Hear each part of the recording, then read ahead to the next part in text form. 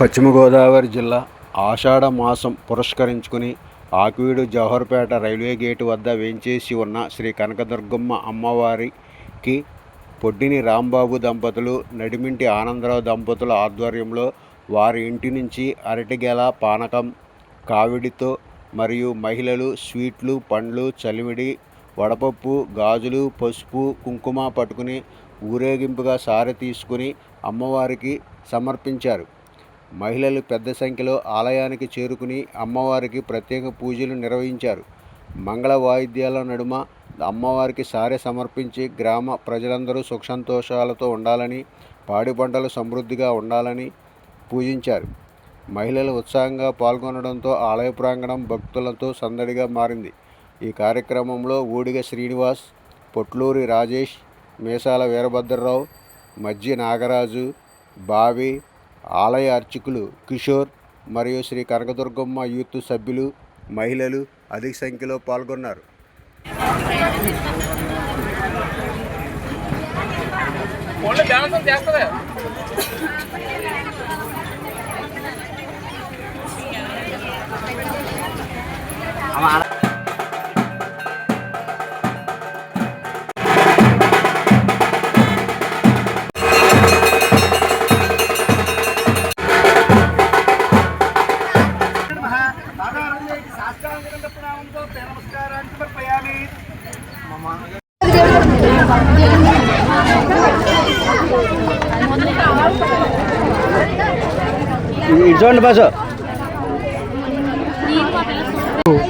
ఆకివీడు గ్రామం జవహర్పేట railway gate వద్ద వేంచేసి ఉన్నటువంటి కనకదుర్గమ్మ అమ్మవారి ఆలయం వద్ద కనకదుర్గమ్మ అమ్మవారి ఆలయ కమిటీ భక్తులు, కమిటీ మెంబర్స్ అందరూ కూడా కలిసి అమ్మవారికి ఆషాఢ మాసం సందర్భంగా ఎంతో అంగరంగ వైభవంగా అమ్మవారికి పట్టుబట్టలు, సారి, పానకం, చనివిడి, వడపప్పు తదితర పిండి వంటలన్నీ కూడా తీసుకొచ్చి అమ్మవారికి వారింటి ఆడబడుచుగా భావించి ఎంతో అంగరంగ వైభవంగా అమ్మవారికి సారి సమర్పించడం జరిగింది. కనుక ఆ కనకదుర్గమ్మ తల్లి ఈ గ్రామ ప్రజలందరినీ కూడా రక్షించి కాపాడాలని, అందరూ కూడా సుఖశాంతులతో ఉండాలని చెప్పి మనస్ఫూర్తిగా కోరుకుంటూ ధన్యవాదాలు.